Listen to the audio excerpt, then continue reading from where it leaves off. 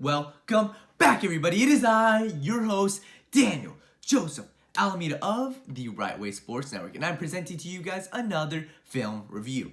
In this one, we got the Sunday night football game, the game of the week, primetime television, much anticipated game, Green Bay Packers versus the San Francisco 49ers. I will be breaking down both offensive schemes. I will be breaking down both defensive schemes. And I will be going in depth on both quarterbacks, Aaron Rodgers versus Jimmy Garoppolo, guys. This is a great video. I guarantee you guys will love this. Go comment down below. It helps my content out so much. Tell me what's the next matchup you want to see. Tell me if you want me to break down your favorite player. Whatever it is, tell me. Comment down below. Like this video. And go make sure you follow us, the Right Way Sports Network, on any platform. So without much further ado, a quick game summary. The first half was all about defense. Both teams were 0 for 15. A combined 0 for 15 on third down conversions. Couldn't buy a conversion to save their life. Both quarterbacks were getting hit repeatedly. Play after play after play, the defenses were getting the quarterbacks. But as the game progressed, this Packers offense struggled mightily. Aaron Rodgers was 20 for 33 for 100 yards. Only 100 yards. That's about 5 yards per completion. Not a great game for this Packers offense at all. Jimmy Garoppolo is 14 for 20 with 253 yards and 2 touchdowns. 49ers offense was way better than the Packers offense. And guys, just the bottom line of this is the 49ers defense is the most physical defense in the league. So without much further ado, let's get into the film review, guys. Let's go. I'm excited for this. Right off the bat, we got a 3rd and long for the Packers on the very first drive of the game, so we know the 49ers home crowd is going to be into it. The 49ers want to set a tone on this very first drive of the game, so they are going to bring pressure. You got 7 men on the line of scrimmage. I don't care if they're bluffing or not. This is showing they're going to bring pressure. They're obviously not going to blitz all 7, but they're going to be bringing pressure. This cornerback right here is going to be the one blitzing off the edge, so this is going to leave the flat wide open for one of these linebackers to fill. But look, if the cornerback blitzes and one of the linebackers fills, he's not going to get there as quickly as Davante Adams going to run a route. So Davante Adams right here is attempting to tell Aaron Rodgers, hey, Rodgers, I'm going to be open. Hit me quickly. Because, Daniel, how do you beat blitzes? Quick slants. That's how you do it. You need to get the ball out of your hands in 2 to 3 seconds, or else you're going to get hit and you're going to possibly cause a turnover. So Rodgers needs to know right here that I need to get the ball out of my hands quick, or I'm going to get hit. So let's take a look at what happens. Oh, right here. Right off the bat, look, you got linebacker Greenlaw was bluffing the blitz, but he's the one who's going out into the flat. You got the cornerback blitzing, but Aaron Rodgers didn't look at Davante Adams, so he doesn't know that he's blitzing. Right here, Adams is wide open. Look at this open space. The linebacker can't get there quick enough. Rodgers needs to see this quickly and know I'm wide open. But look, right here, they're rushing 1, 2, 3, 4, 5, and 6. So if Rodgers doesn't get the ball out of his hands in 3 seconds, he's going to get hit. Let's take a look.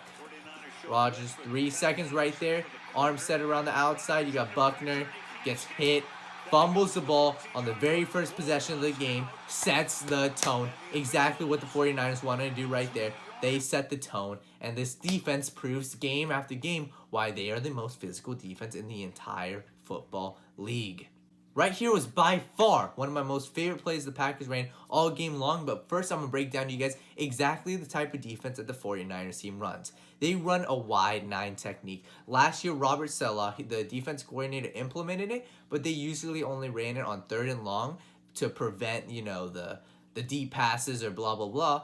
But this year, they implemented it on a higher scale. Every single play, they're using this exact same scheme, the wide 9 technique. It's when your 4 defensive linemen are spread out. The purpose of this is the defensive ends need to get containment. Look, they need to be about 1 yard outside the offensive tackle and 1 yard outside the tight end, whatever side the tight end's on, to get up the field and contain the running back, contain the passing game. So against a great outside the tackle running back like Aaron Jones, it's supposed to force them in the middle. So obviously every defense has its strengths and weaknesses. Its weakness, the rush down the middle. Look at these wide open gaps. Obviously wide open, but that's why you have 3 linebackers right here to fill in those gaps. So Aaron Jones can't break it outside, and if he goes inside, he's met by those 3 monstrous linebackers right there. So that's the base defense that the 49ers have run very successfully on a high scale this entire year. So let's get into the play. It is going to be a play action run to Aaron Jones on this outside. So they're going to be play action fake this way, and it's going to be a end around to a wide receiver Lazard this way, end around to him. The whole If Arik Armstead right here gets containment as he's supposed to do in this wide 9 technique, this play's blown up in an instant. But no, he loses his discipline. He's undisciplined on this play. He bites on the fake, and by the time he bites on it, the receiver Lazard already has the edge right here. Let's take a look.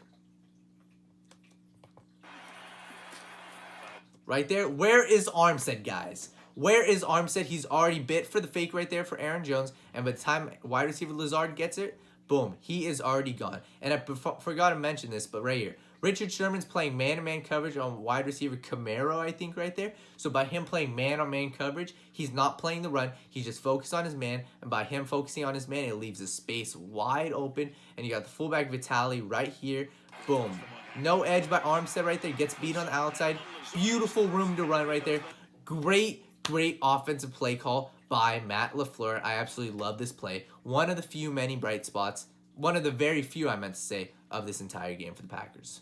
Right here, we got the 2-minute drill for Jimmy G and the 49ers. We will see what Jimmy G is made out of in clutch moments. Obviously, it's not the fourth quarter in a huge game, but still, nonetheless, it's a 2-minute drill. Right here, you got 6 men in the box for the Packers. They're going to be rushing only 4 because, look, 2-minute drill, we know Jimmy G, they just want to get the ball out of the hands quickly. And if Jimmy G's only in the pocket for 3 seconds, why do you need a blitz? There is no reason to. But let's take a look at the secondary. Man-to-man coverage. Look, if you're face up with your receiver, that is man-to-man coverage. Face up, face up, face up. And Amos is coming down to guard Kittle right here. Face up on him. But listen, how do you beat man-to-man coverage, Daniel? You beat it with quick slants, quick breaks. Anytime you can get separation from your defender, that is how you beat man-to-man coverage. And look, in the slot, you got the fantastic rookie receiver, Deebo Samuel right here. The name of the game for him is absolutely speed kills. He is one fast receiver, and he'll show it right here. He runs a basic 10-yard route, and he cuts, makes the break. And by the time he makes the break, Jimmy Garoppolo fits it to him perfectly in stride, and by the time he catches it in stride, he is off to the races. Let's take a look. And let me count. Watch. Ready? 1, 2, 3. Out of his hands in 3 seconds right there. By the time he gets the ball, it's in stride. Deebo Samuel, the safety in the middle third of the field, there is no way he can catch Deebo Samuel because they're at the same exact place, same exact position, but Deebo Samuel has the momentum going for him, and right there, this is a touchdown. This was a huge play in the game. As going into the half, right there, they score a touchdown, go up 20-0 in their home field. Sorry guys, I found one more play I absolutely loved by the Packers, and it's a common reoccurrence from the Packers team, and it shows maybe this might be one of the formulas to beating this 49ers team. Motion plays or end arounds, all these trick plays when players are in motion, this might be the formula. Because you guys remember the first end around to Lazard, how it was wide open? This is another quick motion play by Davante Adams to get their first and only touchdown. But let's take a look. Man-to-man coverage on the goal line. You never run zone coverage on the goal line. Look, face up, face up, face up. All these guys are face up on the receivers, but this will hurt the 49ers. Richard Sherman, great quarterback, but look, he's guarding Davante Adams right here. But when Adams goes into motion this way, Richard Sherman, it's impossible for Richard Sherman to get around all his defenders and know exactly where Davante Adams is. So it's greatly drawn up by Matt LaFleur.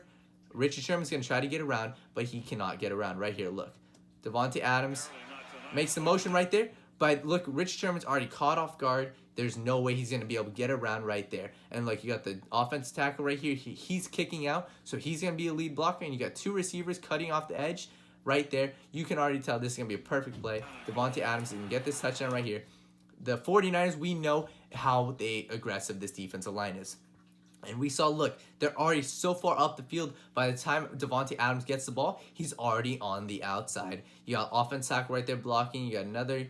This is a wide open. And look where Richard Sherman is. There is no way he's getting there in time. Davante Adams walks untouched into the end zone. I love that play by the Packers. Only one bright spot from this entire team, this entire game.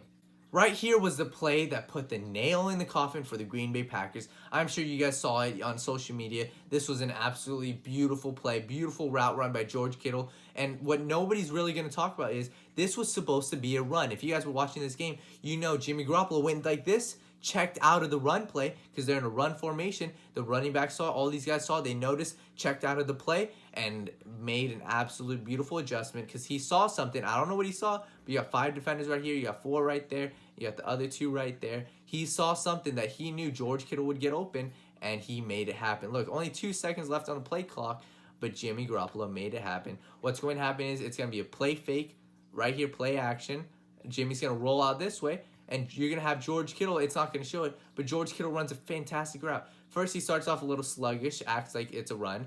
Then he gets going this way, and then he makes a beautiful cut to a wide open play right here. Just watch this. It was absolute beauty right here. Play action right there. Jimmy Garoppolo rolls out. Look at this time. He has all day to step up in the pocket right there. George Kittle, look at the separation. It won't show the route. I don't know why. But look at the separation. As soon as he made the cut, he had huge separation. This defensive, the cornerback, he thought it was going to be a run. So that's why he bit on the run. The cornerback right here, he was on George Kittle the whole entire time. But he ran a great route right here. Wide open to Kittle. And by that time that they all get there, it's too late. Boom. Wow. Nail in the coffin for the Green Bay Packers. Great offensive play. And I know Jimmy Garoppolo, you got to give him props for making the adjustment, being smart enough to tell, hey, I'm checking out of this, and I'm going to a pass play. Great play by them. Here's the final play I want to include just for the heck of it, you know. Right here, look, 4th and 8. Game's pretty much over, but right here, you need to continue setting the tone. You need to continue getting pressure. And just, guys, look, if you're the offensive lineman, play after play, getting hit by these defensive linemen, the defensive linemen that are rotating. Nick Bosa's on the left, Arik Armstead's on the right. All these guys rotate play after play after play. And look, you got 2, 4, 6, 7. All these guys, obviously, they're not all going to blitz, but they're showing pressure right here. And man, oh man, it's just play after play getting hit. This defensive lineman shows why exactly they are the best and most physical team defense in the entire league right here. Right there, we got Greenlaw right there backing out, but look, you still got 1, 2, 3, 4, 5, 6 rushing right here. Aaron Rodgers knows he needs to get the ball out quick. You got Jimmy Graham wide open right here. I don't know why he doesn't hit him, but right here, he just gets flustered. Defensive lineman all game long. It gets to the point where the Aaron Rodgers, I don't care how great of a quarterback he is, he starts seeing ghosts too. He knows he doesn't want to throw it because he doesn't want to throw an interception. Starts seeing ghosts, pump fakes, and just by that time, it's all over. And that's pretty much the end of this video, guys. Thank you so much. I tried my best. I'm continuing to learn. I'm learning all the defensive schemes. I'm learning so much, guys. So thank you all for giving me the motivation to start actually doing more research. But I'm hoping you guys are actually taking something away, because it's deeper than just watching a game and seeing, oh, that's a great play, or man, he made a great tackle, or that was a great sack. No, it's the defensive coordinator's minds, how the defensive schemes all brought everything together, talent, everything together, and formulated a great defensive plan. It's all a mind game. The NFL is a mind game, and I hope you guys are learning something from me. But like I said, guys, please go comment down below. I love